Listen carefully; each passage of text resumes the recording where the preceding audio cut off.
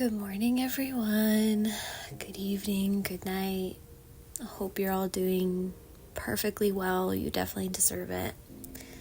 I'm going to start off this video by taking a very deep breath because I am stressed. So let's all take a really long, deep breath together, okay? If I need it, you probably need it, so...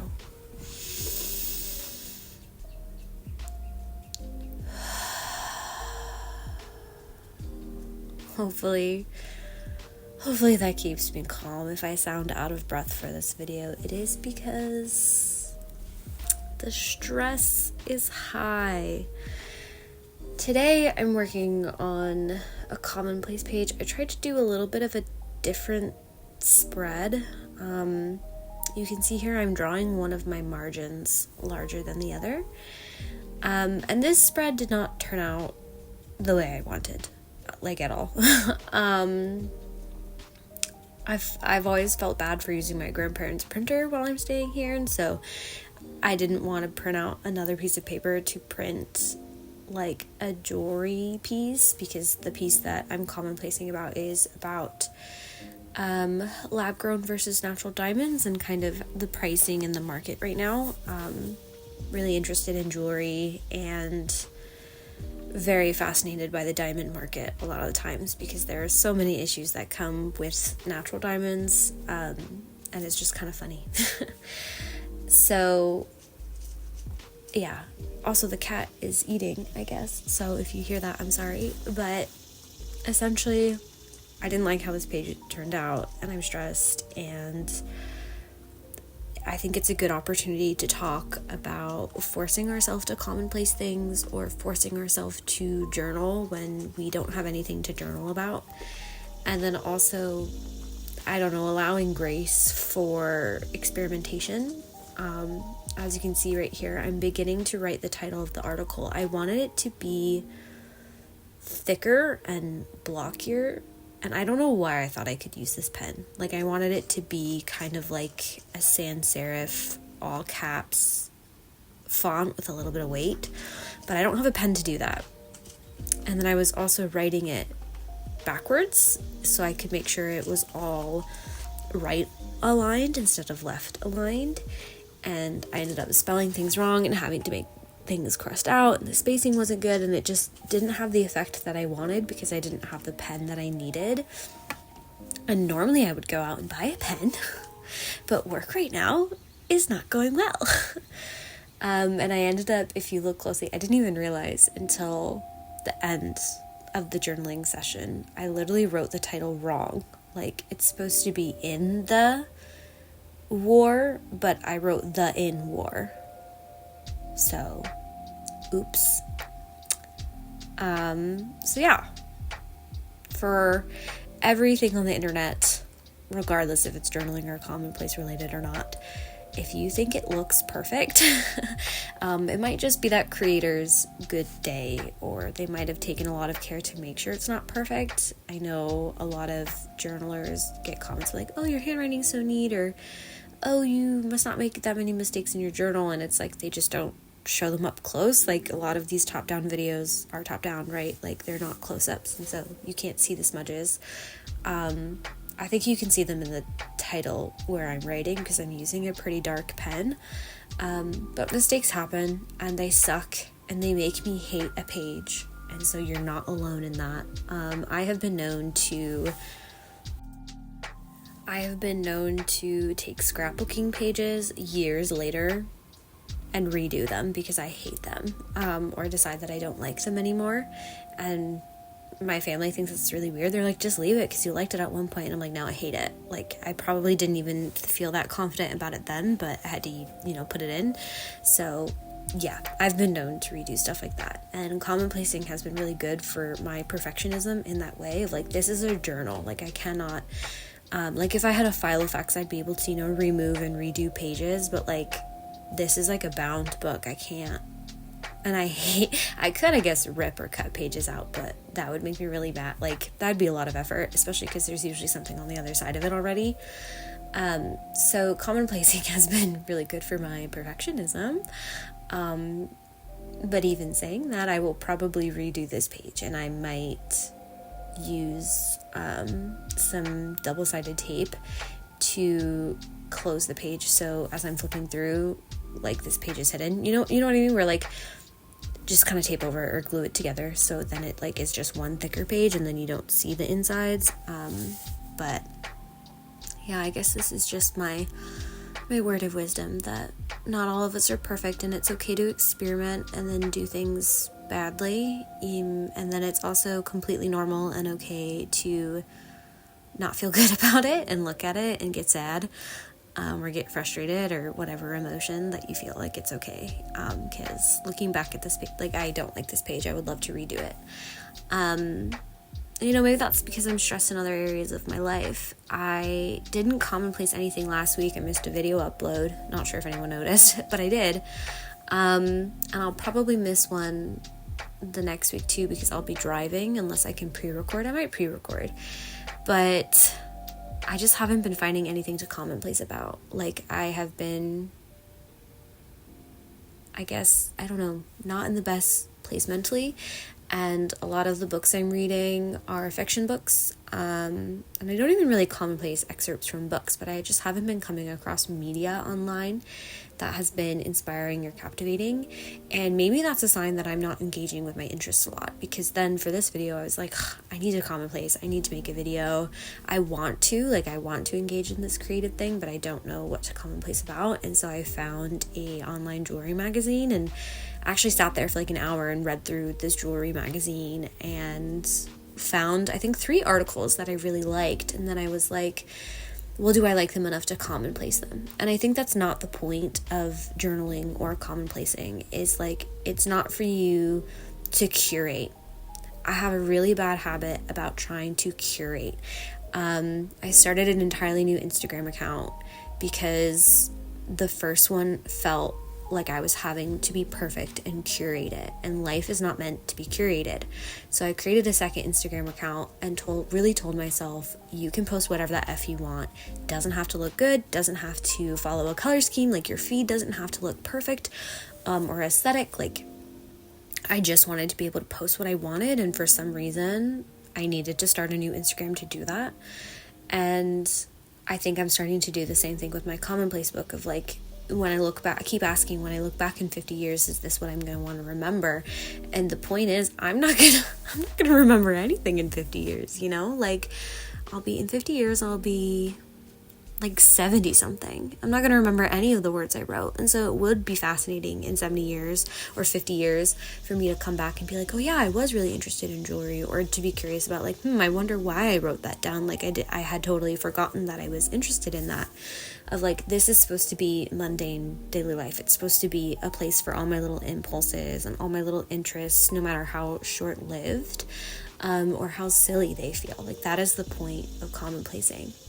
And with journaling, I think people get into that habit too of like, oh, well, I just ran errands today. I don't have anything to journal about.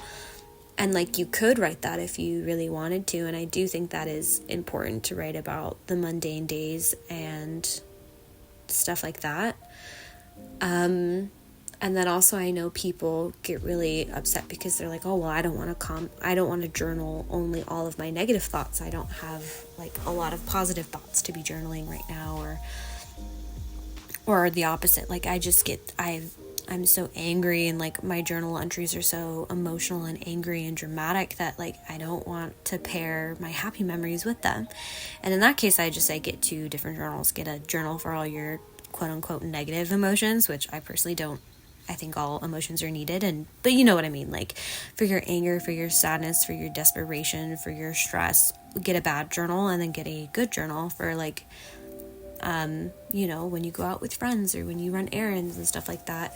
But I think we're too precious about what we keep, and not everything needs to be curated, and not everything needs to be perfect, and we don't have to present online perfect. Like, I hate this tablecloth too. Like, I'm just in a mental head, in case you can't tell, I'm in a mental headspace right now where it's not good. I'm really stressed and nothing seems to be going the way that I wanted or the way I planned. And it used to happen like this always at the end of summer, and it seems to have shifted, and now it happens at the beginning of summer.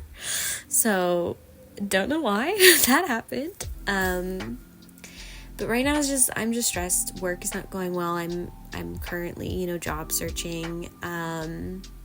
I don't like this tablecloth, but it's my grandparents and they didn't want me to hurt their nice kitchen table, so, they put a tablecloth down, and I'm finding difficulty finding things to be interested in Commonplace about, and then when I do, I'm creating spreads that I don't like, and it's just, some days are like that, some weeks are like that, and some months are like that. But I guess if you need a marketing assistant or a copywriter, someone to do your copy for social media captions, blog writing, or email marketing, hit me up. I do it remotely, so I got you. I guess one thing that I did like about this page, because I think positivity is also important, is that it is black and white. I was seeing a lot of more black and white or like very minimal color palette, muted color palette journal spreads lately that I really liked. So I decided to lean into that, and I also think that's more accessible because not everyone can afford colored ink. I think colored ink is more expensive if I remember correctly. I've always just bought both because I use a printer for business, so that's okay if I use both color, like I need color. But yeah, so I really do like the color scheme, and I want to play with that more muted, darker color palette. I also really like, I'm always like completely opposite of myself. So I also really like the really bright neon kind of color scheme palettes, with all the washi tape and all the embellishments, but every once in a while I want something a little more minimal. And I think this spread is just me trying to play with minimal and trying to play with my margin size. I was so exhausted by the end of handwriting this article. I didn't want to use a printer, and so I didn't. So I hand wrote this article.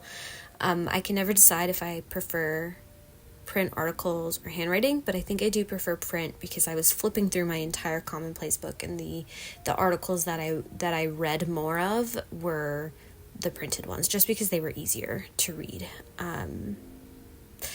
And then you can see on the left, I write with my left hand, I left a spot so I can print out some sort of jewelry-ish image, maybe some like drop earrings, and kind of put that there so that way I know this page is about jewelry. So this page is technically unfinished, and if you stay to the end, I flip through my Commonplace book and show a couple different unfinished spreads. And I think that's okay. I think that if you're not liking a spread, if you're not having a good time, you can just stop. You don't have to force yourself to finish it. And you can just leave it unfinished. And you can go back and finish it later if you want. Or, one of my unfinished spreads that I show is from like when I first started Commonplacing back like last year. And I still haven't gone back and finished it because I don't like the page. You don't have to finish it. This book is for you. Journaling is for you, so you don't have to finish it. You don't have to do anything you don't like. You are allowed to not like things and to go back and not finish them. This is the one place where you don't have to be a responsible adult and finish what you started. So maybe that's what I needed. Maybe I needed to produce a quote-unquote ugly journal page, excuse my French, fuck it up, and then let it marinate in its badness and its ugliness, and just accept that so I could move on for my life, and try again next week, try again later. I hope my thoughts are coming across, and I hope that they're not too negative. I've always been known to be a super positive person, so I feel like sometimes I don't even allow myself to be stressed or negative. But yeah, this is your reminder to take a deep breath. You're allowed to be stressed. Life's okay though. You're allowed to do things poorly in your personal life because your work life sucks. Just work on just work on yourself, and you have to trust that everything will end up okay. I hope that everything will end up okay. I'm a strong believer that it will, and I might not know which way the wind is trying to blow me right now, and that's okay. We have to be okay with that. Sorry if I'm running out of things to say. I think I've got not a few. We're wrapping up here. We are finishing writing the article. Like I said, it was about the lab-grown versus natural diamond market, which I thought was interesting because there used to be, or there still kind of is, this big debate about natural versus lab-grown and which one is better. There's also a lot of ethical and environmental concerns with gem mining, but this article actually kind of said that both markets are super down right now, which makes sense because the economy in America sucks. And I think it mentioned something about the economy in China. So I don't know anything about the economy in China, but maybe it's bad right now. And I think Indian cutters are kind of holding back. Essentially, it sounds like the market is just oversaturated and not a lot of people are buying, which makes sense because the job market sucks and the economy kind of sucks in the US right now. So it makes sense to me that people are not buying, especially large purchases like jewelry and diamonds, which are expensive. And in case you didn't know, the diamond market is kind of bogus. It is not based on value whatsoever. Diamonds are not rare at all. They were a marketing scheme in the 50s, and before it was either the 20s or the 50s. Before that, engagement rings were not necessarily diamond. And then someone found a crap ton of diamonds and was like, well, crap, I need to sell all these, and it's just a marketing ploy.